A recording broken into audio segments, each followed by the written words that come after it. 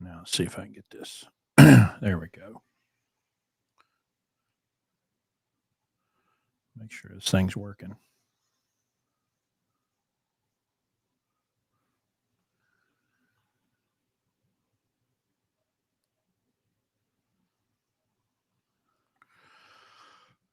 All right, it is 8 o'clock. Good evening, lunatics, friends, and family.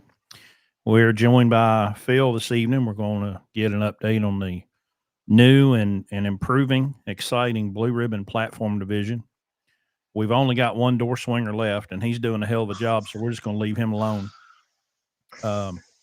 But, you know, we've talked about this some before, where when I came to work for Larry in 2018, I remember just in passing, I said, well, what do you think about flatbed freight?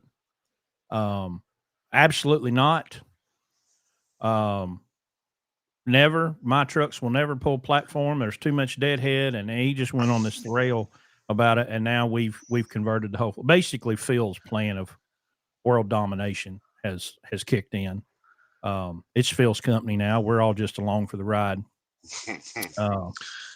So I do want to hit a couple of things from topics from this week. We've been trying to do some more baseline educational content, and to give you a preview of Friday after next Friday, we're all going to be traveling back from BCO days in Louisiana, so there will not be a show on the 19th. But on the 26th, I'm going to have Anik Lesage from Small World Ventures on TikTok. If you follow Anik, she's great. She's a broker and a really good one. And I've also made a new friend that has a carrier. He's going to join us. And so we're just going to have kind of a three-way conversation. I'm going to represent being leased to a carrier. Fernando is going to be the carrier, and Anik is going to be the broker, because as I watch the discourse that happens on social media throughout the week, one big thing that we're missing is that there are a lot of people in this industry that are getting the job done and doing it really well. There are really, really, really good brokers, and there are really, really, really good carriers, and there are really good companies leased to carriers. And our focus is on serving the customer. Our focus is on getting the job done and building that value to make someone else's life better. That's what our focus is.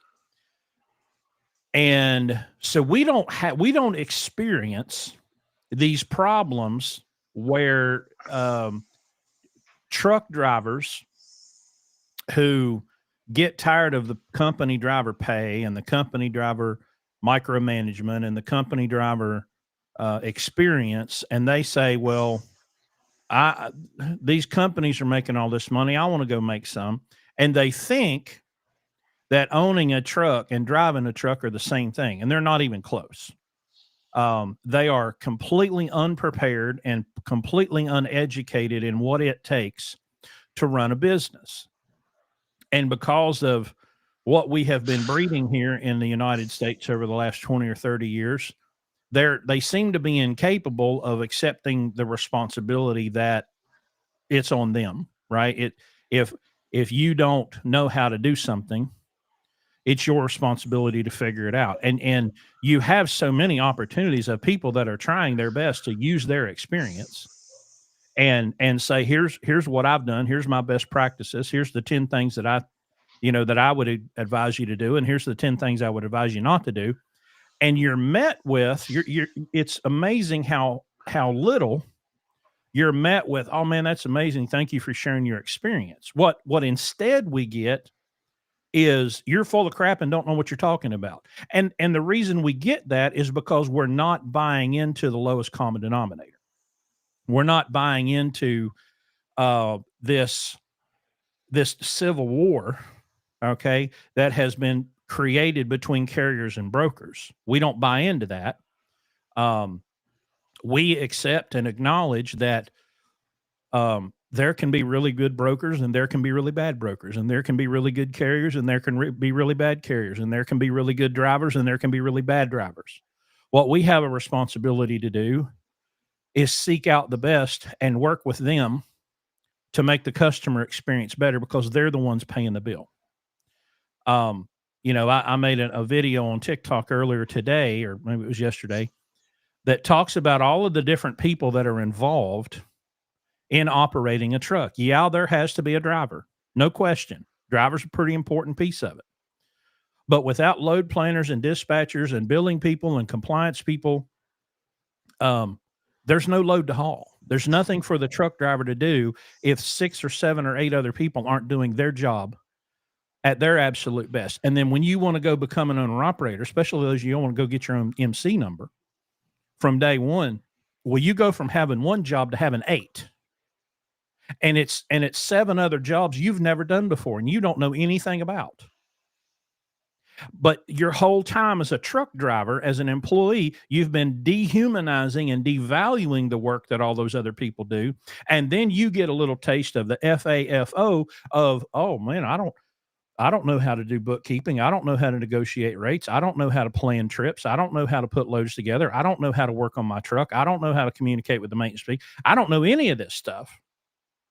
And so me ignoring all of those people and the value that they bring to the operation, you turn to the one person that is the one you can throw rocks at because you can identify them, and you blame the brokers for your problems. And we've got this uprising now of these demagogues that want to step in and they want to rub your shoulder and pat you on the butt and tell you how they see your plight and how they're so concerned about you. Well, just come over and run everything through me and I'll be your savior. Just give me all the money, right? Make me famous and I'll go to work for you. Don't ever, ever, ever get tied up with these people, because they will rob you blind and leave you sitting in the middle of the road with nothing. Here at the Blue Ribbon Podcast, and back to 2015 when I originally started this, it was all about giving you the knowledge that we have gained through experience. I've made mistakes. Phil's made mistakes. Blake's made mistakes. Larry made mistakes. And we all learned that. And so we're trying to say to you, hey, here's how we did it, right? We're now profitable and successful and we're doing a good job. We want you to take that knowledge and not have to experience those terrible things that we did. I don't want any of you to I don't want any of you to face foreclosure and bankruptcy and repossession. But all of your heroes, I don't hear them talking about giving you solutions for you to make yourself better. It's let me go take care of it for you, and you don't have to do anything.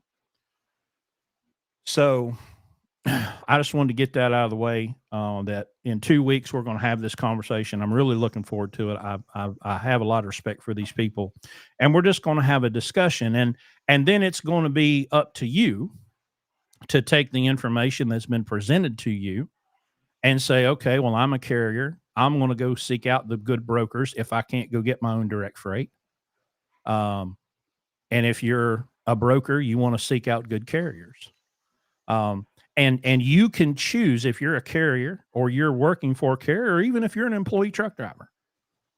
You can choose to do a good job. You can choose to be valuable. You can choose to set yourself apart from the rest of these people that you see in the truck stop. You walk past them at the Loves. You can use sometimes you can smell them before you see them. You know, we got their pajama bottoms on and got their flip flops and I seen a picture on Facebook today of there was a lady standing on a flatbed trailer wearing fuzzy slippers, like, nighttime fuzzy slippers, and that was pretty amusing. It's everybody complains, and we can talk. We can start to segue this into the platform discussion. Everyone complains. Well, truck drivers aren't treated like professionals anymore. Look around you, folks. Do you see people around you that are acting like, looking like, dressed like, talk like, smell like professionals? No, they look like they just got out of the nut house last week, and somebody walked up to them and handed them a CDL and wished them the best of luck. Don't worry, it's an automatic. Just put it in gear and go. And then the ones of you that are actually here, born here, you have every opportunity. But it's the foreigners. The reason my life sucks is because the reason your life sucks is because of you. So when we started this platform division, well, I mean, we didn't even really start it. It's kind of happened. We hired a guy that wanted to do platform, and so Phil found a trailer, and Phil started working with that one guy, and it grew from there. But he was very adamant when we started this, because Phil is at that top 1% level of platform operators in the industry. And he wanted to make damn sure that we were doing everything that we could to make sure that they are operating at that top level. So every time one of our employees in the master class gets loaded, they have to take pictures of their securement and put it into a group where everyone can see, which allows everyone to see every load. I mean, y'all, if you think about, let's say on average we did 3 loads a week per platform truck. That's 15 or 20 loads a week times 52 weeks. People are getting to see very, very, very different levels of securement. And so, number one, it's holding them accountable. Number two, it's giving them that education opportunity to see how it's done. And it gives Phil that opportunity to say, no, stop, you got to change this and move that around. And you don't have an edge protector, or this isn't done correctly. Because we can't have people going up and down the road with loads that are not properly secured. And we even started a van securement group where van drivers have to send pictures of their securement, because Phil correctly pointed out that most van drivers, they don't care about securement. They just slam the door and haul ass, and as long as it's still in there when they get there. And so we started making requirements of people to do proper securement in a van trailer. So, so we are now, let's see, we have 3 level 4s, right? Yep. 3 level 4s. Yep. A 1, a 2, 3 4s, and a 1, a 2, 2 2s, and 3 4s. And 4 means you can go up to 14 1. 14 wide. 14 wide. 14 wide, yeah. And all of these folks, except for 1 or 2, pretty much started with no experience, right? That was the other part of adding the platform division that I didn't see in the beginning, is that not only can we do the 18-month masterclass and teach you the business side of it, but over 18 months, we should be able to get you to a level 3, so that when you hit the ground running first day on your own truck, you've already got relationships, you've already got experience, you've already got pretty much everything you need, even if you didn't have any experience at all. So why don't you talk a little bit about some of the loads, we've done, and the experiences that we've had from your perspective? Well, we're, I guess we're more in almost what I would call a transition phase now, to where we're really doing more and more of the oversized stuff. Seems like, more frequently than what we were, since we, obviously we got 3 guys that are level 4s right now. So, and Evan just became a level 4. He came here as a van driver, and he's, how long's he been here? 2.5 years, something like that. He came right after the truck show, so April or May of 23. Yeah. So right at 2 years and something. Yeah. So, I mean, he is out of everybody, he's progressed through the platform program from the bottom up. I think Greg was a 2, or I think he was a 2 He when he started got at here. 2. Yeah. Yeah. And he's now a 4 also. But yeah, he's it's definitely changing some. I mean, when we first started, it was more of doing all legal freight, uh, and now we're starting to get into, we've got a couple of projects going on now, and that we're helping with. Um, and it helps to have relationships with a lot of these agents, and getting phone calls from them about projects, or just one-off loads or whatever it may be. But I mean, there's there's a lot of stuff that you know that we've got just from the relationships that we've built that don't necessarily wind up on a load board or anything like that. Um, and you've heard it said 1,000 times that the best freight here at Landstar doesn't go on that load board, and that's, Mm-hmm. for the most part, that's very much true.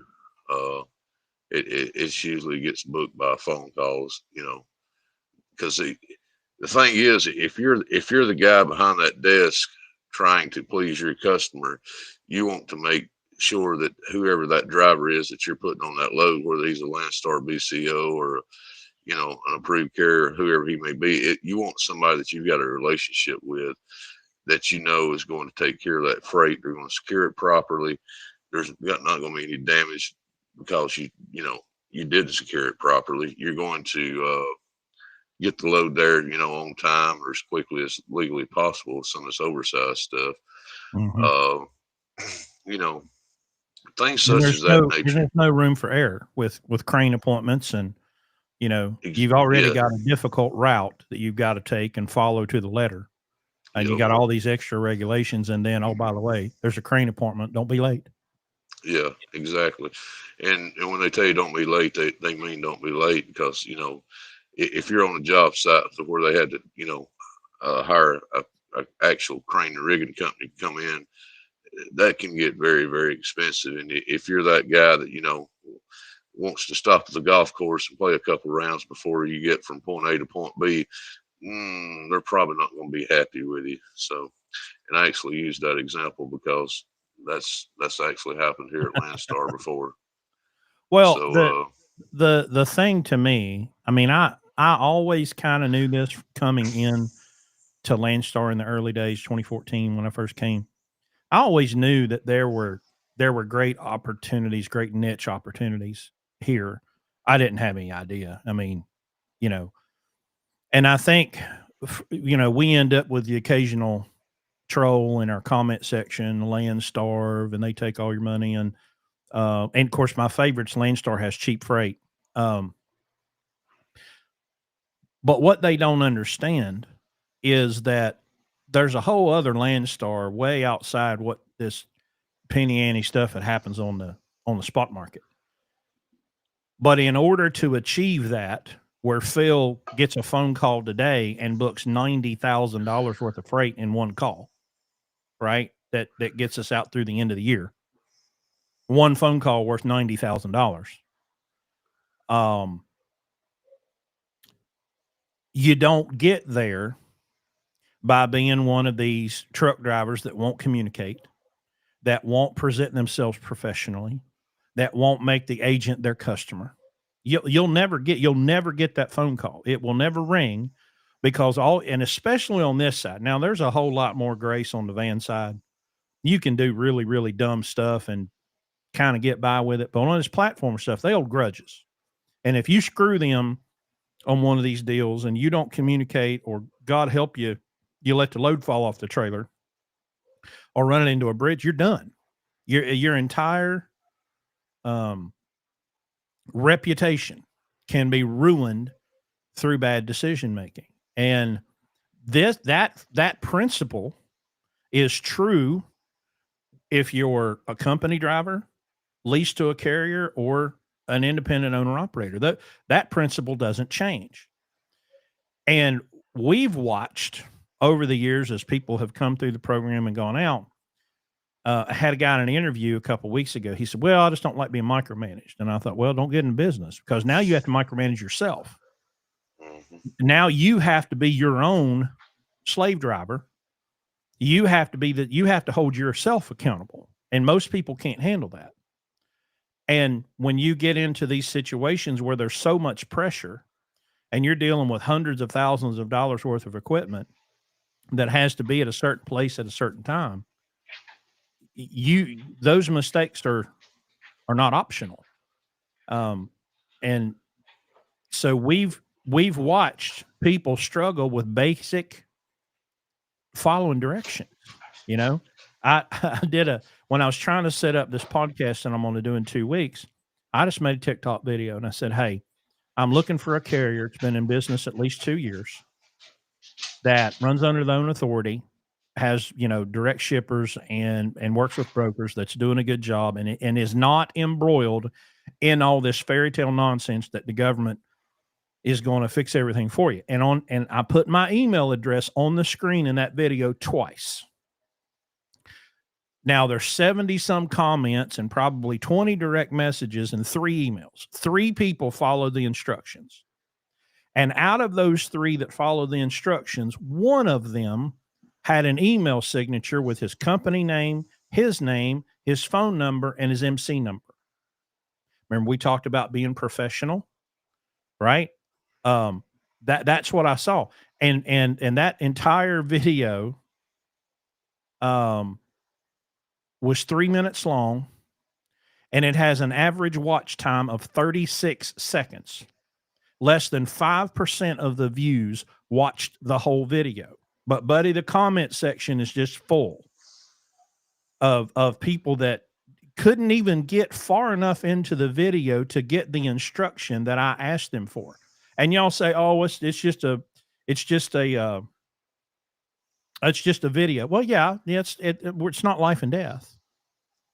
But y'all, we've watched people. We have this giant slide in our orientation spreadsheet or slideshow, and it says in big letters, "You must read every word of every email." Big letters. That's all that's on that slide. You must read every word of every email to understand the instructions that the agent is giving you for that load. And the number of times that we get a message, what's my pickup number? What's the pickup time? What date does this do? And of course, I'm a smart ass, so I'll screenshot it, put a big ass red circle around it and a big giant arrow pointing to the information that is in their email that came to them, because I'm logged into their email and Phil's logged into their email and Barb's logged into their email. Everything from the agent goes to one email address where everybody can see it. Now, if I can find it in your email, you could probably find it in your email, but it's almost a guarantee with every single person. And listen, we've had young, old, black, white, gay, straight. I've had every demographic here. And all of them have the same thing in common. They come to us wanting to learn business. Teach me business. Okay, well, let's start with reading emails. Huh? Okay, let's make sure you have a good email signature. Well, what's that have to do with home freight? Business. Proper communication. In and out times. Send an email when you get there, send an email when you leave. Send a copy of the POD as a courtesy. And we have those that are just excellent at it, and we have those that are not so great at it, and the ones that just refuse to do it don't get to stay here.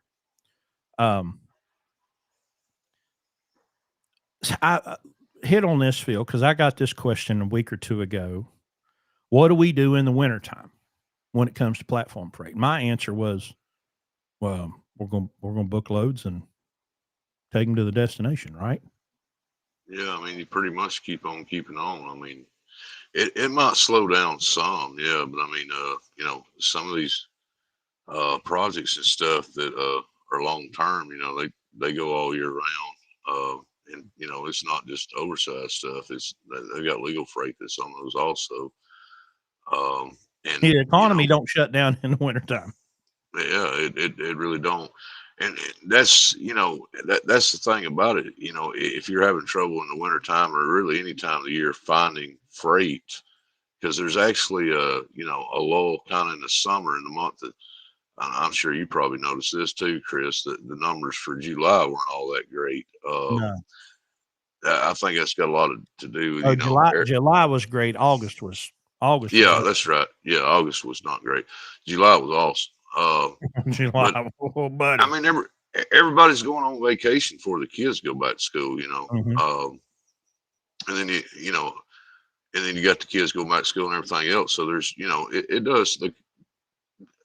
I guess the construction industry and everything kind of slows down some then, but I mean, it seems like it's picked up a little bit. It was pretty decent this week, or at least I Hmm. thought so.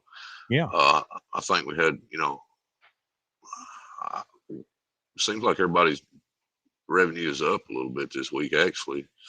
Um, and next week looks like it's shaping up to be pretty good also. So I mean, but to answer the question, I mean, what do you do during the wintertime? I mean, you keep trucking and you do that based off of the relationships that you've built over time.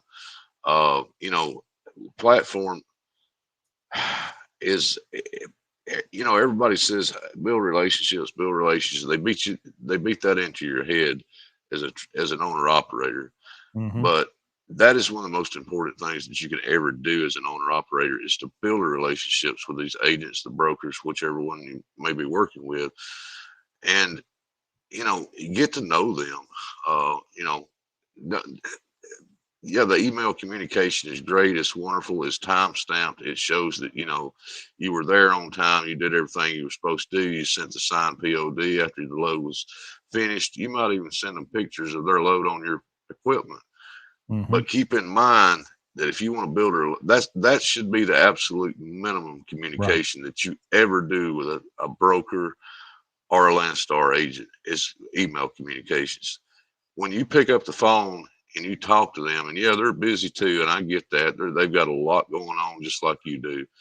But if you can ever get them to take 5 minutes out of their time to actually talk to you, you'll find out that most of them's just like you are. They're just Hmm. reasonable, everyday, hardworking people, and most of them will take the time to talk to you. They'll be happy to talk to you, tell you what kind of freight they've got, where it's at, um, all kind of stuff like that. But yeah, I mean, you've got to build a relationship so that when you get into hard times like that, when the freight's not as good, you're able to fall back on those. I mean, I've got it in my head, who to call when the truck, whatever driver we've got going to Pennsylvania, I know who to call. If we've got one coming to Alabama, I know who to call. If we've got one going to Texas, I know who to call. I mean, Yep. you learn these things, and don't get me wrong. I mean, as much as I stare at a load board sitting down here, I, I probably got a little bit more of an advantage than just a single truck owner operator that's dispatching himself. But keep in mind that after a period of time, you should be able to figure these things out for yourself and figure out who has what and where it's at. Keep a record of everything you do, of every load. Where it's a spreadsheet, or I don't care if you're writing it down in a notebook.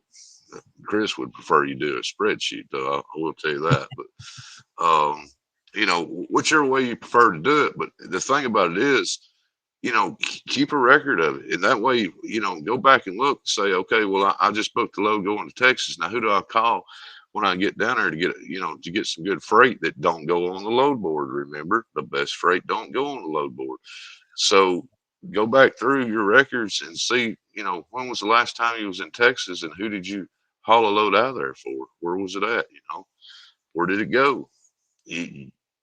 You, you can get to the point to where you don't have to use the load board that much as a single truck owner operator.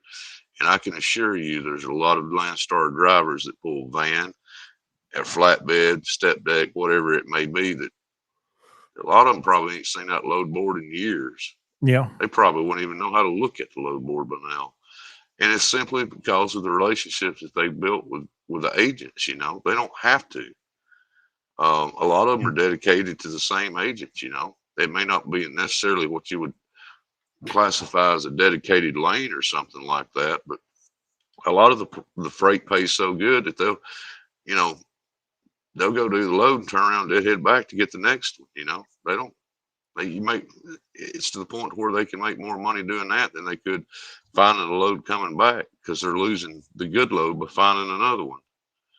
Yeah. So it Well, the biggest thing that we see, and that's a big the biggest problem with the people that are so disenchanted right now is they don't know what the cost of their operation is. They don't know what their minimum dollar is. They just cheap freight, and then they just arbitrarily pick a number and say, "Oh, well, I'm not going to haul. I'm not going to haul less than that because somebody else said that's the number." But when in reality, they don't even know what their cost is, and generally it's some made up number.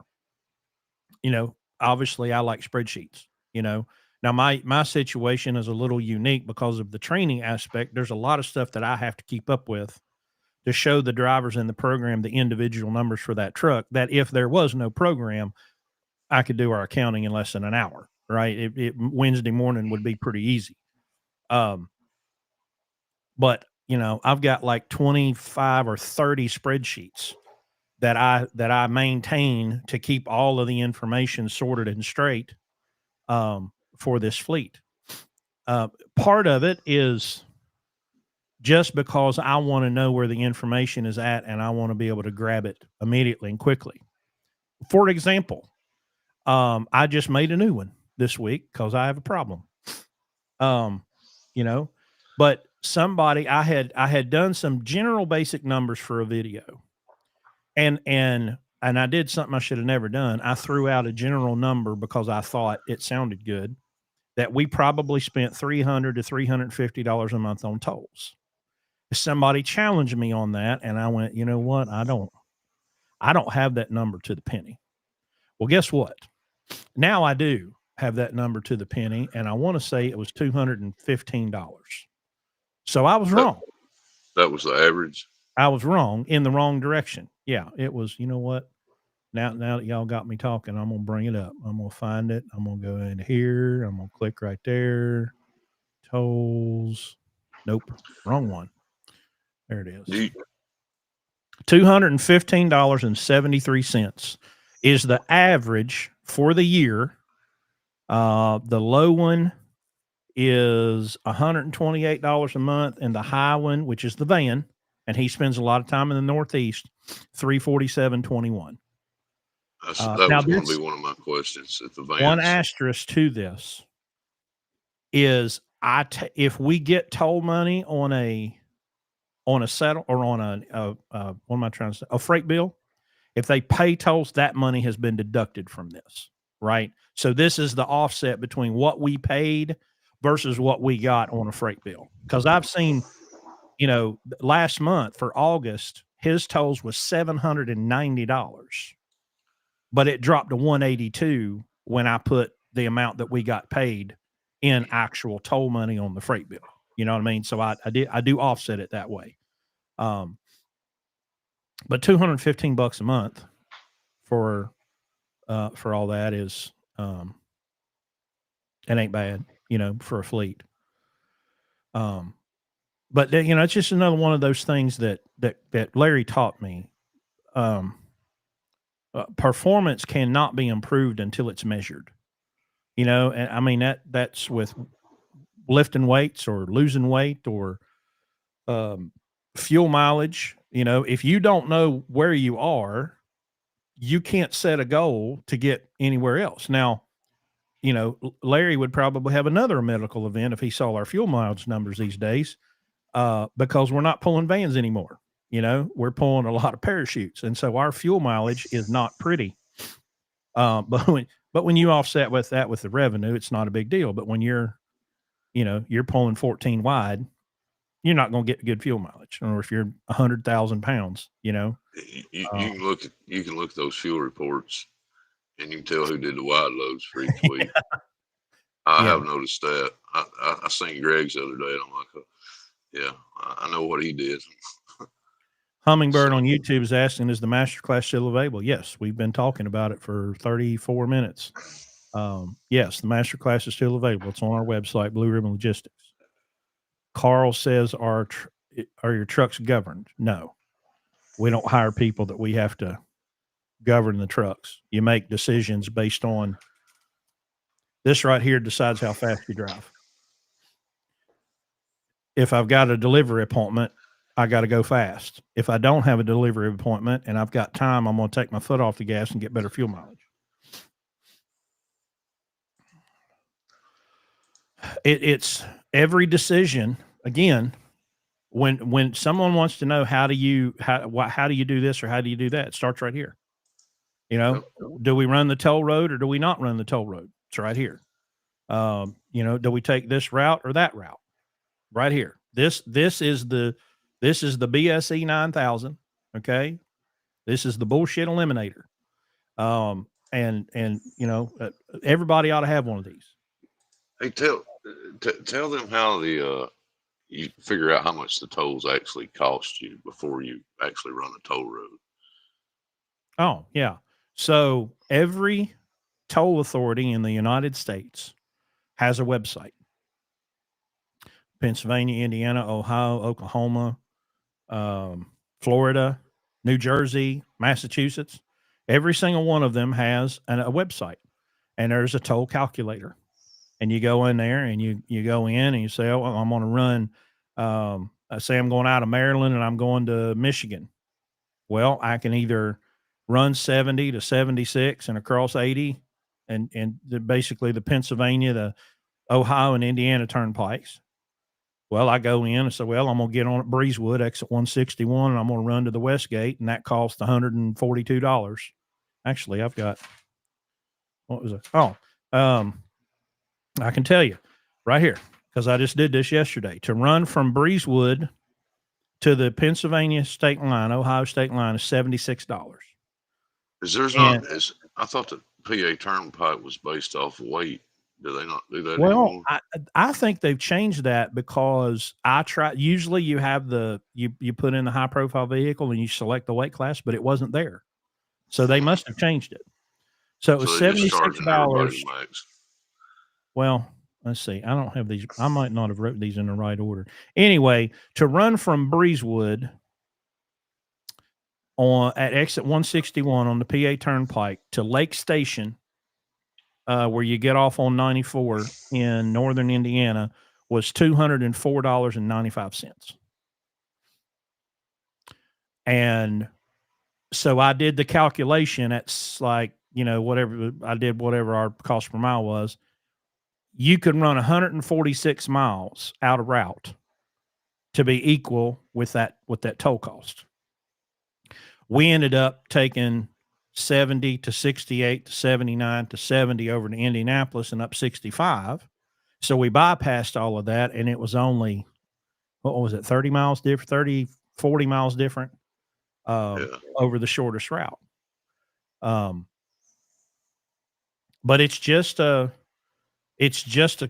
calculation, right? I don't know what seems to have happened in our general society, where if you're curious about something, well, start with a Google search, see where that takes you.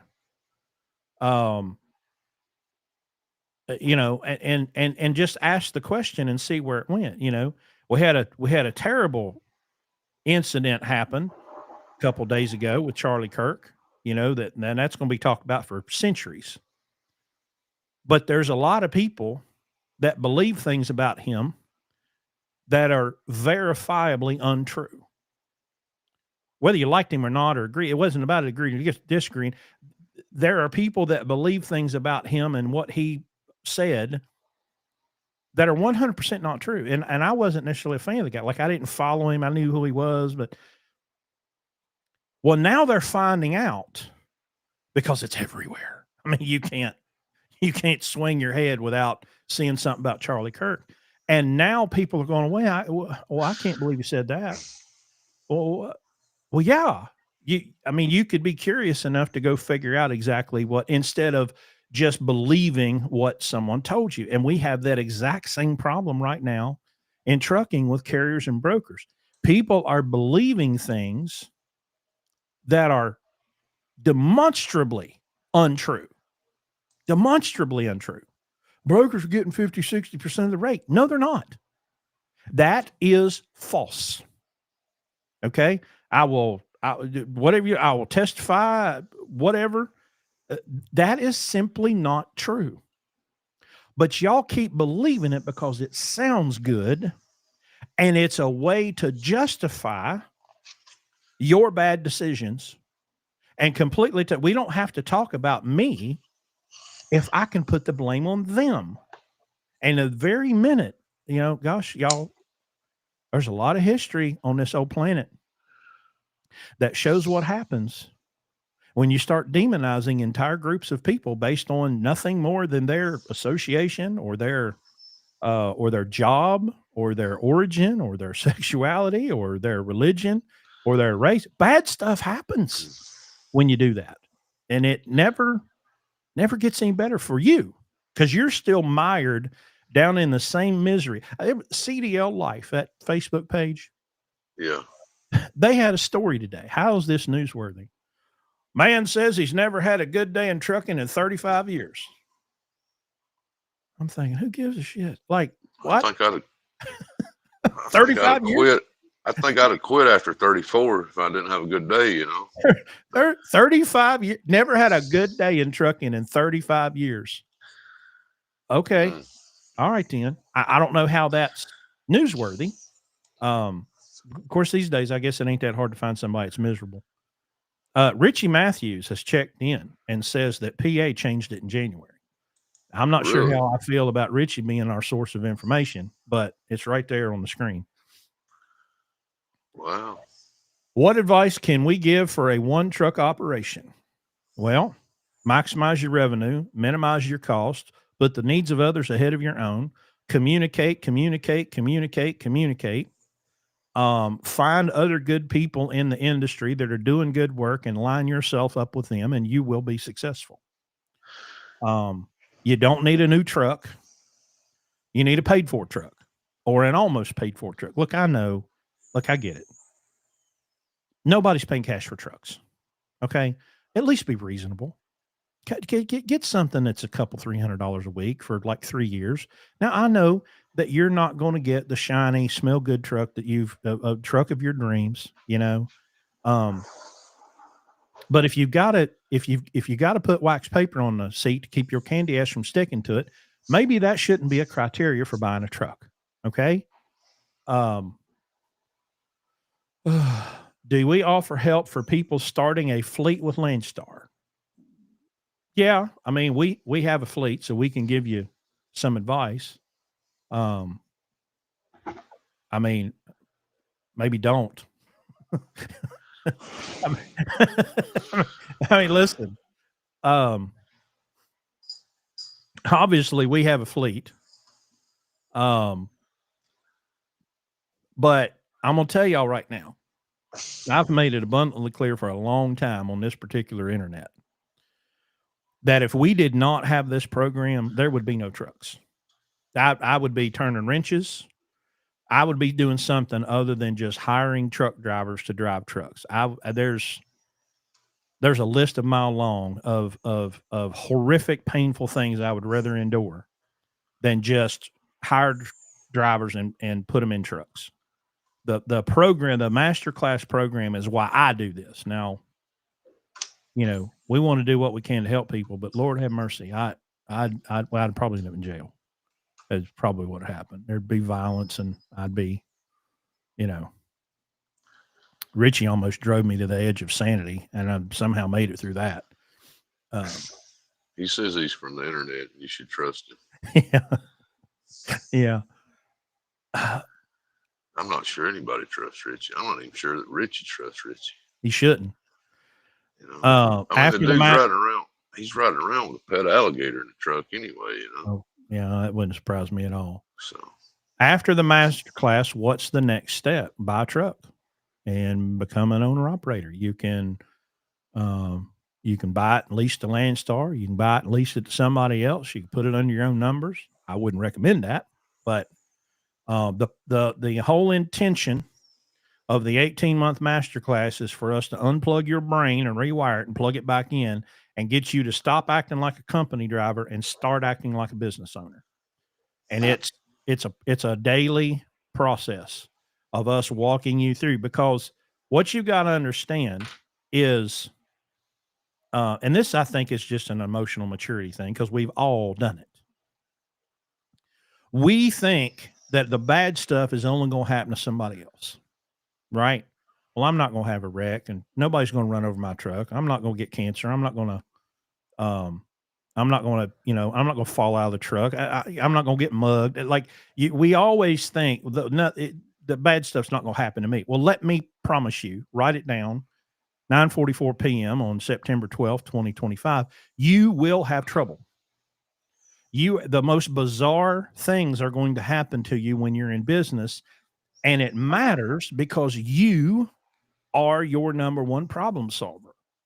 And so what we could call this is we could call this an 18-month problem solving class, right? Because every single day, something else is going to get thrown at you.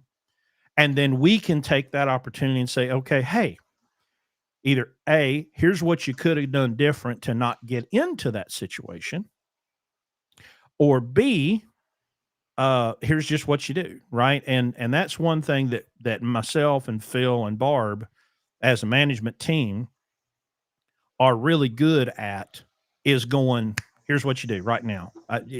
Give me the variables, and I'll have you an answer in 2 minutes or less, but that has come through years of experience and years of going, well, been down that path. Don't go down there. Um, and I know now, listen, you truck drivers, I know I know what to do when you call me in the middle of the day and say, hey, I've just made a U-turn on a wide 2-lane road and my landing gear's on the ground. An alligator fell out. Right? I mean, at least I'm not shocked anymore. You're right. I can't say that I'm shocked. I have not heard it all yet. But I have seen the really silly positions that people can get themselves in. And when you're in it, you don't have a choice but to figure your way out, it's trucking's like an escape room, I don't know if you've seen this guy. He did a video and he said, well, don't put me in a room. Tell me I can't get out. I don't know why you're all mad why the drywall's tore up. You put me in a room and told me I could figure a way out. Well, I got out, Right. Sometimes you gotta knock down the drywall and trucking too, Right. Well, Blake's on here. He says we can arrange a mentorship for fleet owners if they're glutton for punishment. But we at least what we can do is we can talk out your options, okay? Because what you have to understand, there's an old saying in trucking: 1 or 10. Have 1 truck and do it really well, or have 10. Well, Chris, how do I get from 1 to 10? I've got to have 2 and 3 and 4 and 5. Right? Yes, you do. So the 1 truck's going to make you money. All right. The second truck, those 2 together are not going to make what the first one did by itself. And then the third truck might get you to what 2 would make. And then the fourth truck could potentially take you back to the income of 1 truck. And then by the time you get to 5, you start getting some kind of equilibrium. Now, listen, I'm gonna talk to you truck drivers straight. Okay. Number one, because I are one. All right. And I've been one for almost 30 years. Truck drivers are fickle. Okay. They're greedy. They will leave you in a heartbeat for what they think is a better opportunity. They will destroy your truck and figure out how to make it your fault. So if you want to own a fleet, I'm not saying that it is it's not a worthwhile adventure. It is. But boy, you better have some thick skin and you better have some deep pockets, because you will be pushed absolutely to the edge. Now one of these, I just said earlier, I know y'all aren't going to pay cash for trucks. Brother, that second one better be paid for. You don't buy that second or third truck on credit. If you do, when you pay the down payment, I want you to take a little bit of your money and go over to the bankruptcy attorney and go ahead and pay his retainer. Okay? Because that's where you're headed. You will never find any other human on this planet that will treat your truck the way you treat it, that will drive your truck the way you drive it, that will deal with your customers the way that you do, it's just not going to happen. Right. And so you have to be prepared for them, to call you in the middle of the night because the truck won't start because the truck's in gear, or that they're in a ditch outside the strip club and they need a wrecker. Hey, that was your truck. That was your white truck, by the way. That got that phone call. Are you? That's where he was at. Yeah. I didn't know that. Yeah. Or maybe it was an Wow. adult bookstore. It was somewhere he should not have been. Let's just put it that way. But okay, here's listen. Here's the best. Well, I'm glad you didn't tell me that then. You could be a guy, okay?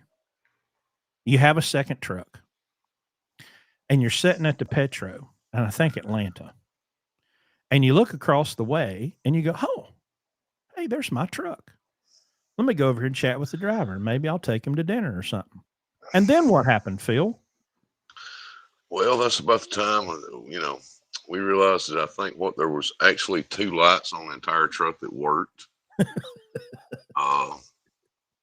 This includes headlights, tail lights, side marker lights, the what do they call the little chicken lights on the top of the cab. I mean, I think he had literally like 2 lights on that entire truck. I think he had one headlight. One headlight was working. The other one was gone. Okay, y'all, it wasn't burned out. Yeah, it was MIA. It had left the chat. Yeah. And so Phil goes from, hey, let's go have some dinner together, to spend the next number of hours working on the truck. I had to go deliver a load the following morning. And when I got done with that load, I came back over there, and I worked on that truck for several hours, getting the lights to work. And needless to say, he I just thought, so we brought this, our plan was to bring this guy in to West Virginia for some remedial training. Okay.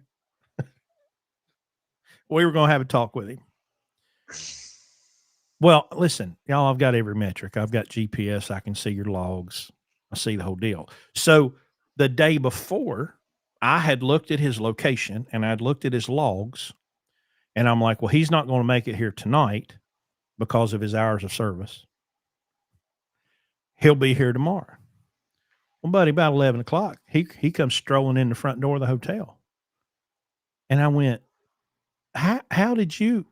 where'd you come from? Because I'd got my friend out here, and I had measured. This guy shouldn't have been here. Oh, well, yeah, I got over into Southern Ohio and ran out of hours, so I unplugged the ELD and came on in. I said, "You did what? What's wrong with you? What was such an emergency for you to come in here and get your ass chewed tomorrow?" Well, let's just go ahead and get on with the festivities then, shall we? I mean, Lord have mercy. I got a phone call on a Sunday one time. The first guy that I ever hired, putting a truck here at Landstar. I got a phone call from Landstar Corporate, and they said, "Hey, this is so and so with Landstar. We're calling you about your driver and truck, whatever the truck number was." He said, "Somebody's driving that truck with it. Nobody's logged into the logbook." I said, "Really?"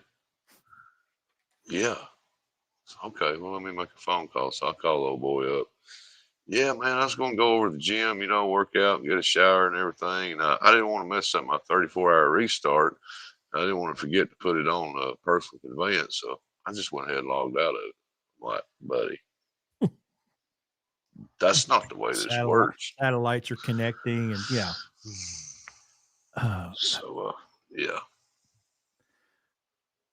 Listen, It was good. It's good entertainment. Look, if you like good entertainment, look, just go hire truck drivers, okay? Because you will never be bored. You will never be bored. You Listen, y'all, I have done some really, really stupid things as a driver, right? I've done things that could have got people killed, myself included. So I'm not trying to sit here and tell you that I have never committed any of these stupid things, because I have. Listen, I've been hung up and I've been in a ditch, and um, you know, now I've generally tried like hell to get myself out before I called anybody. Um, and there's been times that I've gotten myself out of the situation without having to call anybody. Um, but just you know, being in business is accepting a huge amount of responsibility, and that's why I get so bent out of shape over the 1099 W-2 thing, right? If you are an employer, you have a responsibility to your employee as they are described by the IRS. It doesn't matter what you think. It doesn't matter what the driver thinks. Y'all shouldn't believe everything you think, by the way. You have a responsibility to provide that employee, number one, with a steady check, and the check should be there before anything else gets paid, before your truck payment and before your boat payment and your Harley and your Sea-Doo. Your driver comes first.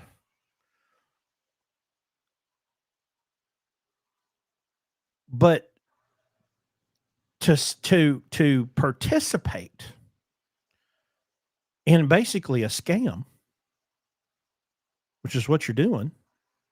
Well, the driver wants it that way. I don't care what the driver wants. It's somebody said something about the kids the other day. I'm like, I don't I don't give a shit what they want.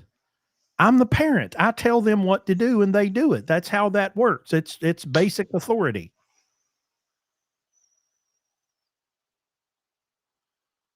But you're ripping people off by making them take on responsibilities that you have. Now, am I a fan of the IRS? No. Do I think taxes are good and moral? No.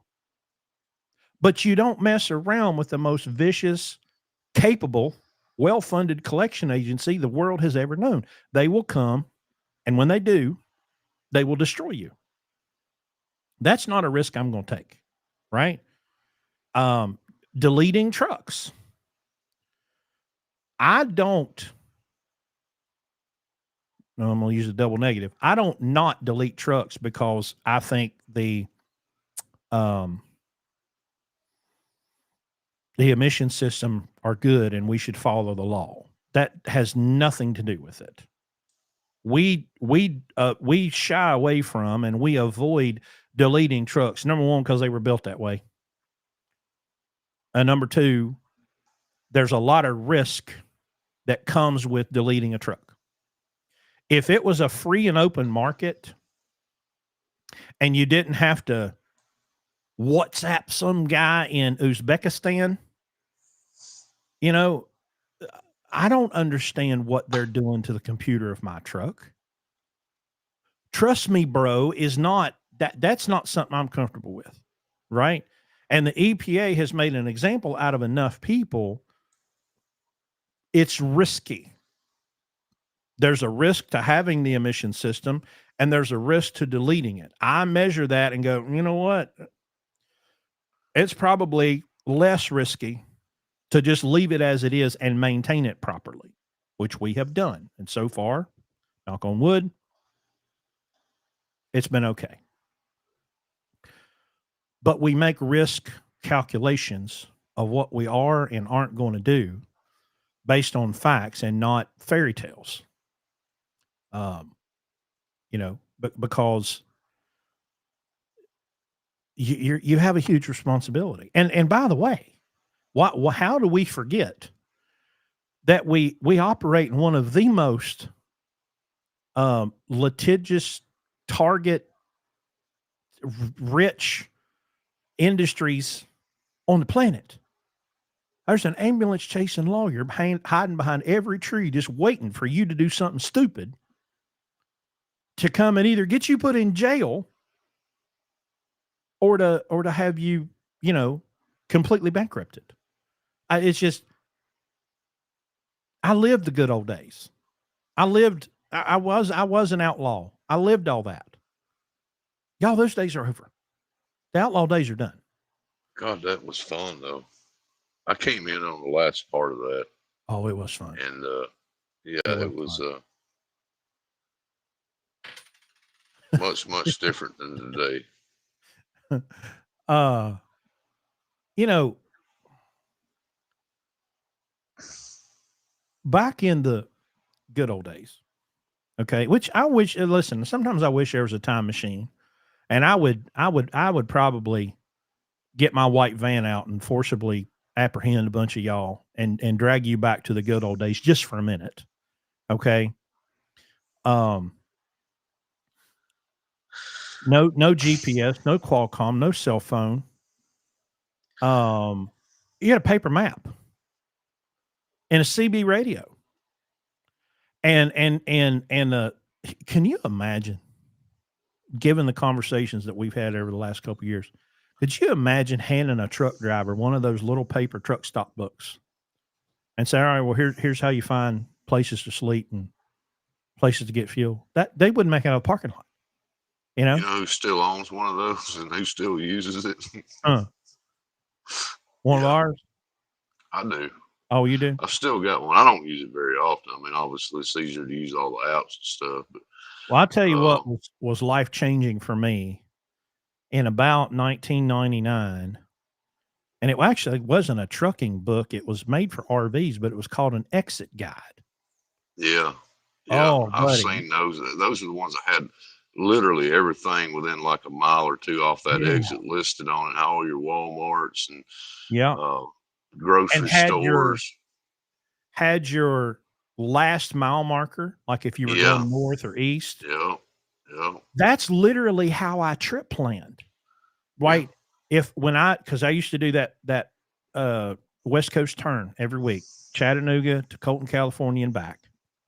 Leave Sunday evening, be back Friday night late sometimes. But I knew How many logbooks do you have, Chris? two. Two. One on the way in, one on the way back. But I Right. knew, and I can't remember Tennessee right off the top. Well, I know 204 miles from Briley Parkway to Arkansas, 279 or 280 across Arkansas, and Yep. then is it 304 across Oklahoma? No, it's like 326 or 326. 327, something like Okay. that. Then 140 across Texas. This is like 175, 176, I think. Oh, you're right. You're right. It was 140 from the TA in Oklahoma to the Texas state line, and then like Yeah. 176 across through Amarillo, and then 373 across New Mexico, 359 across Arizona, and Yep. then what is it to Barstow? 55 miles, 70 miles To from Barstow or Needles? to Barstow, where you get on 15 from the From the California line? yeah, or Well, is it it's more than 100? 55. I'm It's thinking it was 2 probably, hours. Is it 2 hours? it's going They to be didn't more have than mile that. markers out there back then. None. No, wasn't a mile marker to be found in the whole state. Um, but anyway, It's probably 3 hours. yeah, that's how I trip plan, right? I literally would take a notepad and I'd write down the numbers of miles across the state. Yeah. And I'd be like, okay, well, I can drive 650 or 800 or 900. And I could figure out how to get. So I went from, because Sunday morning I was still hungover. So I'd go from Chattanooga over to, is it London, Tennessee, just this side of Yep. Memphis.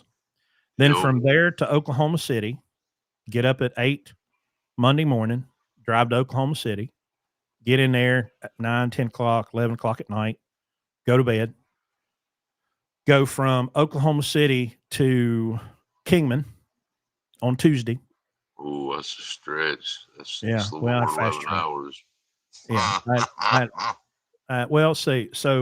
it was what's that Petro? So it was the Petro in Kingman is at the 17. So No, more than 40. there's like 50 miles between Kingman and the Arizona or the California line. So Okay, so about 820 miles from yeah, Oklahoma City to Kingman. the Flying J. I would go to the Flying J because this was in 2000.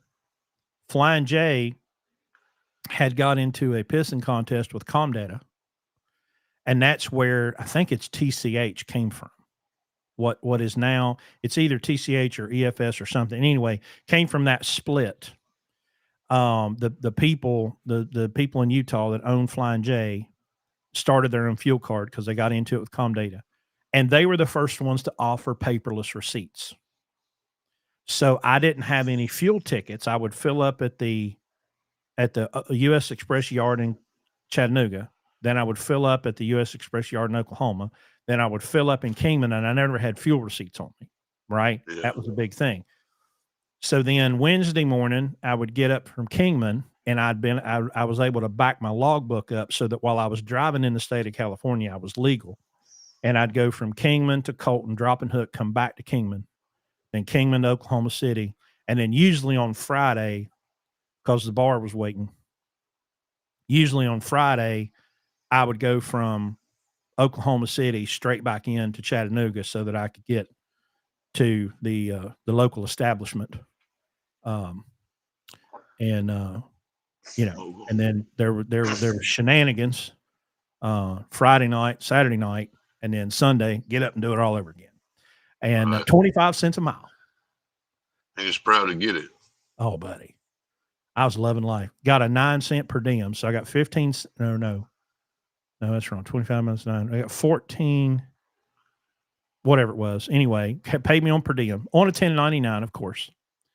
But, buddy, I had a basically brand new classic 70-inch 500 Detroit, no governor. Yeah. And there's just nothing like the sound of a Detroit Series 60 setting at 2100 RPMs just all day, just wide ass open. It just I would not crank a Detroit to 2100 right now if you paid me $1,000. Yeah, I'm with you on that. But I was 20, I was 24.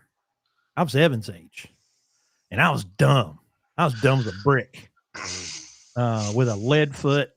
And but you know, we we had a good time, but there was we didn't have, well, I did have a Qualcomm in the truck. So, I mean, they could see what we're doing. Um, but yeah, I mean, it's just, but I get some of the nostalgia because there was a level of freedom that you had back in those days, especially before the Qualcomm days. They didn't have a clue where you were. I'd call an Yeah. 800 number once a day and do a check call. And I'd say, well, here's where I am.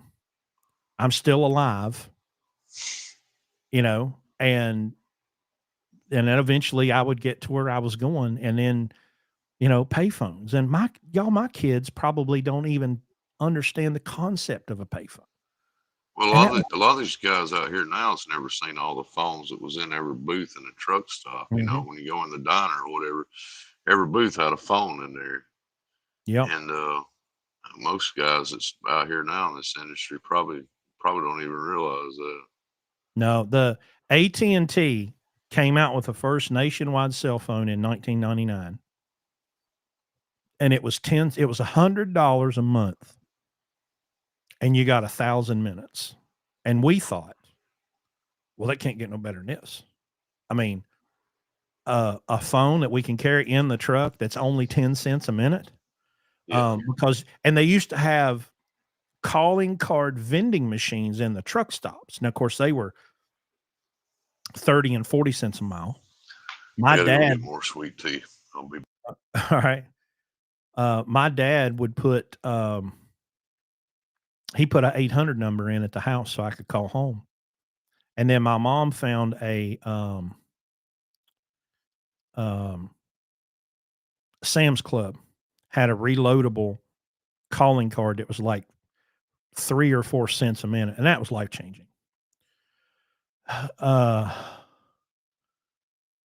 Are the trucks manual or automatic? Most of our we have two automatics. Everything else is manual.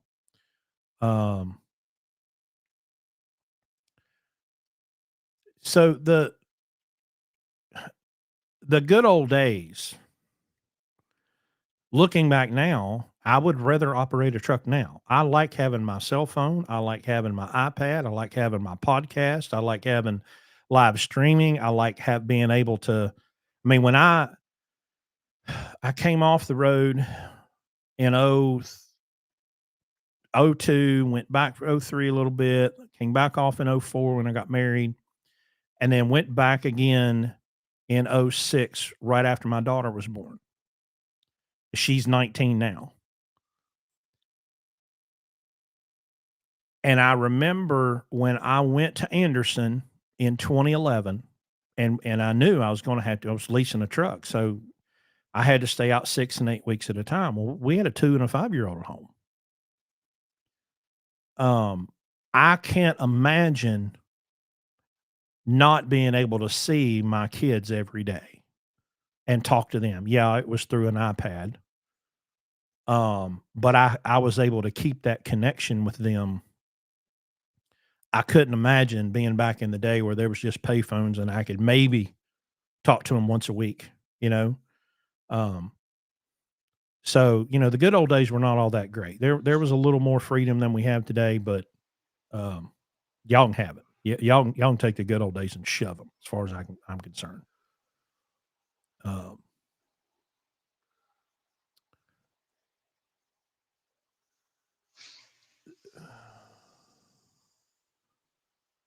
You have a manual restriction.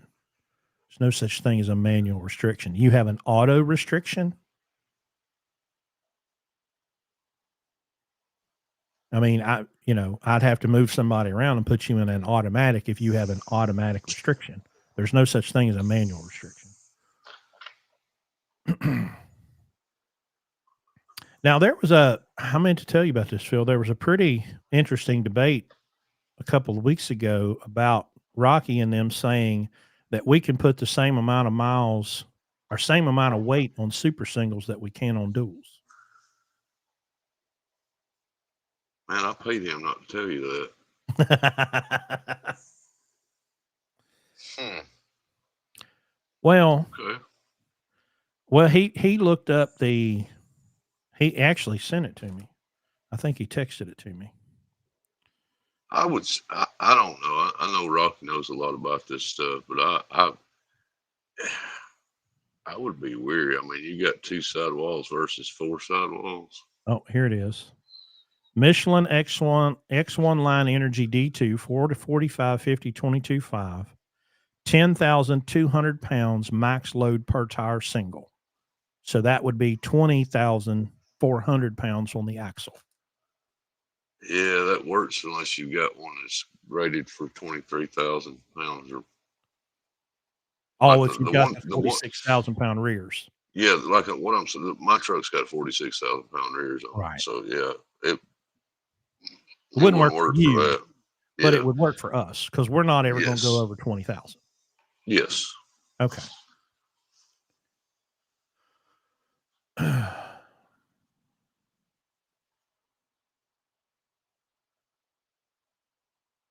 Oh, now I get this. Guy says I have a manual restriction. I get in an automatic and get sick every time.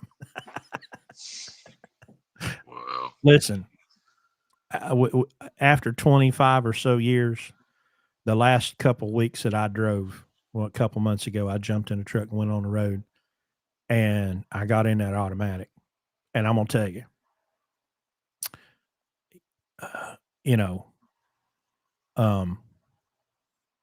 it was kind of nice, had that adaptive cruise control, now I can't get past with the automatic is knowing that I'm sitting on top of a $9,700 transmission. That's the part that just, I couldn't own one because I could not handle the risk or the anxiety waiting for a $9,000 transmission to when I can buy 313 speeds for that. Yeah. Oh, I was I seen something that I think it was one of the truck dealers made a video. They were talking about it was getting really hard to get the manual transmissions uh, in these trucks now. you mean from like the factory? From yeah, from the factory. Yeah. Yeah, He, he, it won't be he, long. he was saying that you could still get the Detroits with a manual transmission, but it was really hard to get a Cummins with a manual transmission in a truck for some reason. I don't know what kind of. I mean, obviously, if it was a Detroit, it's in a Freightliner or a Western Star, but I don't know what kind of truck that the Cummins would have been in. But Yeah, it's um I mean, I don't necessarily buy into the um kind of conspiracy or whatever that I just the obviously and there's no question that the automatic the well I should say the integrated drive lines, the Detroit engine, Detroit transmission, Detroit axles gets fantastic fuel mileage, right? And there's I mean it's night and day difference. yeah, You know, we got a guy pulling a Conestoga and he's top of the board every week. Barb was top of the board every week pulling a Conestoga, and she drove 90 miles an hour with her hair on fire. You know, yes, she did. um, and still got great fuel mileage. And I drove that truck hard, you know, because I was running 630 miles a day from Charleston, Indy, and back to Charleston.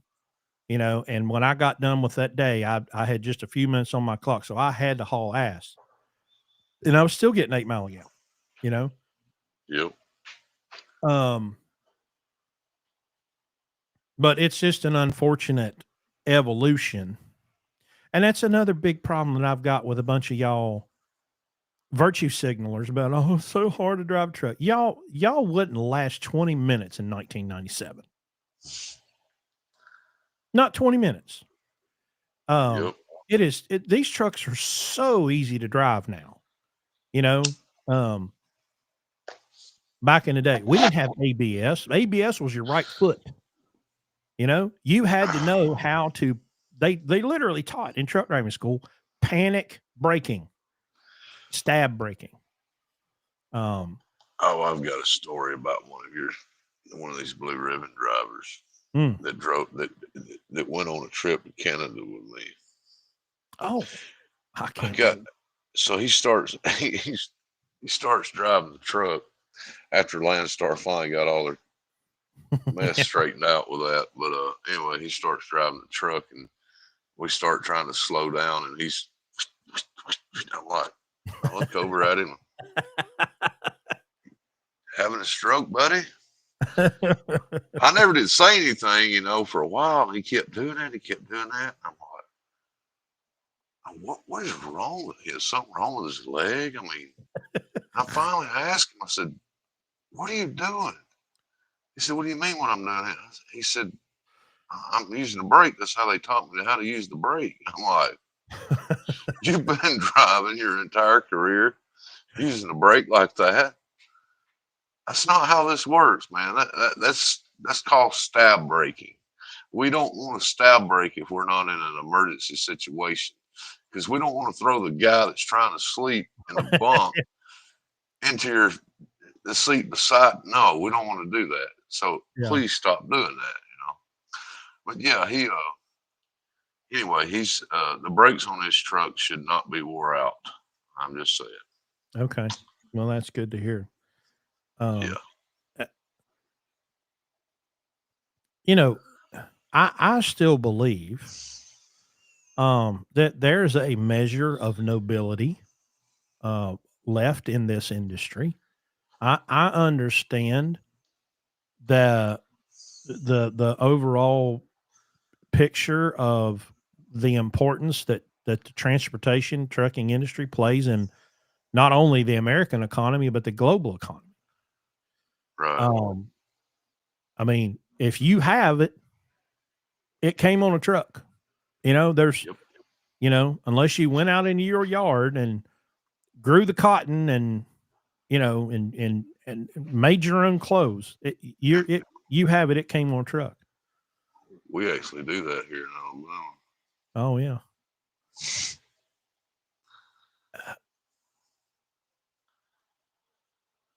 But maybe we should act like it. Maybe we should, if we would begin to act again like those kings of the road or knights of the road back in the day. I mean, I can still remember being a little kid. I grew up in the 80s.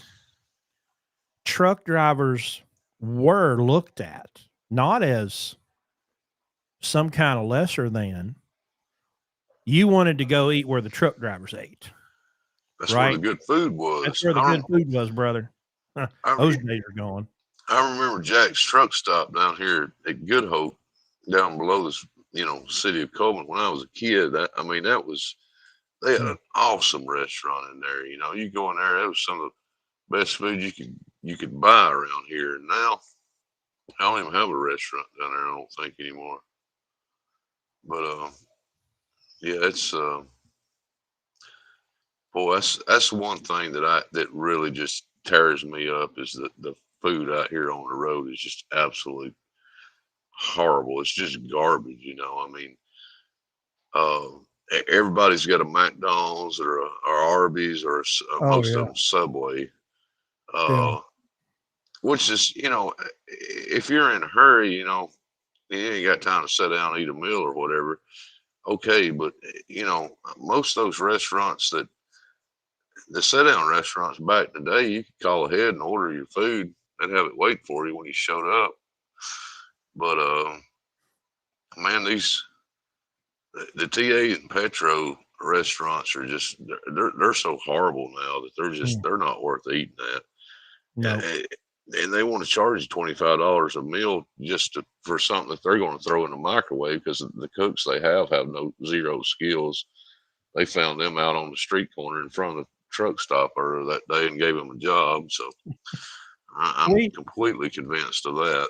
we were on some family trip a few years back, sitting in the hotel, and we were just flipping through channels, and my daughter landed on the food channel. She works at a bakery now, and she's always loved, cooking. And so we're watching the food channel, and they had some reality show where these different chefs from these restaurants all over the country were competing in this little competition. And they roll through and they're making the introductions in the first episode, and they get to, well, this is John, and he's the head chef at the TA in Harrisburg, Pennsylvania. And I said, get the hell out of here.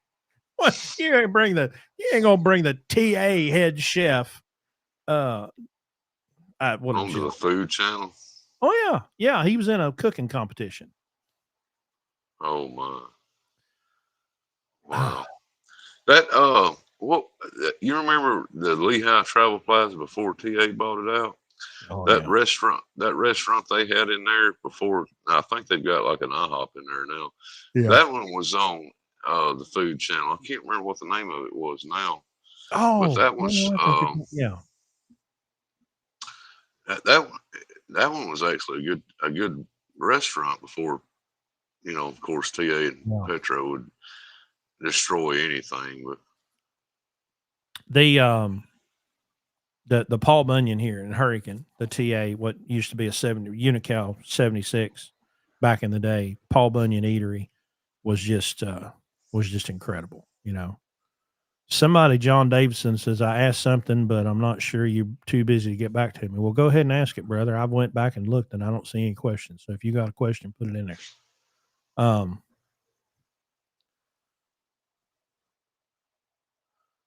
um,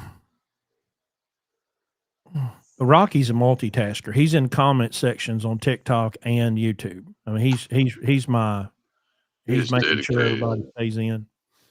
Somebody in here just said Shoney's. Do y'all have any Shoney's down there? We used to have a Shoney's here. The only one that I know that still exists is down around Clanton, Alabama, down 65. And I, Did you know that was a West Virginia company? Shawnee's was. Uh-huh. I didn't know that. Yeah, the Man, old they boy Schoenberger, but Schoenberger. like Shoen burger. Was Um, that a was that like a spinoff to what was that? The Big Boy or whatever? yeah, Christian. it had something how or another to do with that, but yeah, they had. Well, matter of fact, I can remember one of the first truck drivers, like first trucking memories that I have is my sister dated a guy, I believe that was a truck driver for Shoney's, and cab Yeah, overs, Of course, I'm like, well, at that time, 3 or 4 years old. Um, but yeah, the Shoney's company was based in West Virginia, and then it kind of went up, way up, and it went down. I think the old lady, the matriarch, she just passed away here a couple years ago, and so yeah. they're kind of hanging on by a thread. Well, we've been an hour and a half. I'm looking to see if there's any other questions here. I don't think I have. So there will be no show next Friday night, the 19th, because I'll be in an airplane headed back from Bossier City, Louisiana. We're going down there for BCO days. It's an annual BCO appreciation days that Landstar puts on every year. So we're going to go down there and rub elbows and make relationships and all that stuff. Um, so we'll be down there having a good time. And then the following week on the 26th is when I'm going to have Anik and Francisco on, and we're going to have a nice conversation. There's this John Davison. Watch your show. I talked to you about this more last week. I'm buying a truck from Chicago company, not making too much, but I had a ticket at no fault to the driver, but the companies won't take me. Um, Buying a truck from a Chicago company. I don't know. There's so much more context that I need from your question. If you're buying a truck from somebody, you had a ticket, but the companies won't take me. Well, number one, I'd try to get rid of the ticket. That's the first thing I would do. yeah. Whatever you got to do. What's the ticket for? Yeah, well, a ticket at no fault to the driver. I don't even know what that means. Um, Number one, if this buying truck from a Chicago company is some kind of lease deal, you don't need to do that. So just get out of that and just get you a job. Call a broker. If you want to know who knows who the good carriers are, and you're looking for a driving job, and you want to work for a small carrier and not one of these big mega fleets, call a broker. I promise you, they know who the good carriers are, and they know who the scumbags are for you to stay away from. Um, no, Greg, I am not driving this year. 100% not driving 1,000 Didn't miles like I did last year. That was, didn't Richie drive part of that deal last year well, if you want to call it driving. Um, when he did yeah, like 93 Memphis or something? yeah, yeah, yeah. That was allegedly. Yeah, no, I'm not a big fan of airplanes. I don't like flying. I'm not a comfortable flyer. Um, but I would rather be miserable on an airplane for 3.5 hours than drive 1,000 miles. So no, thank you. I'll go ahead and do the sacrifice of getting on the airplane. But that's Wednesday and Thursday of next week. If you're a BCO, and you want to go ahead. You better go ahead and get registered. Send Tamar an email. Landstar will pay for one of your nights. Um, oh, John says it was because the two trailer tires blew off. Well, brother, here's the thing. They don't just fall off. Okay, they don't. Um, there's warning there. There's tire wear that will show up with loose bearings. There's leaking wheel seals that'll show up. I mean, you can't. I've never had trailer tires fall off, right? And why is that? Because I know how to do a pre-trip to catch stuff like that before it happens. That does not just happen. There's a whole lot that happens to a wheel end that leads up to the tires leaving the chat. So I don't know what you're going to do in a situation like that, but that is a driver failure because the driver is responsible to pre-trip the truck, right? And a lot of y'all can't do a pre-trip.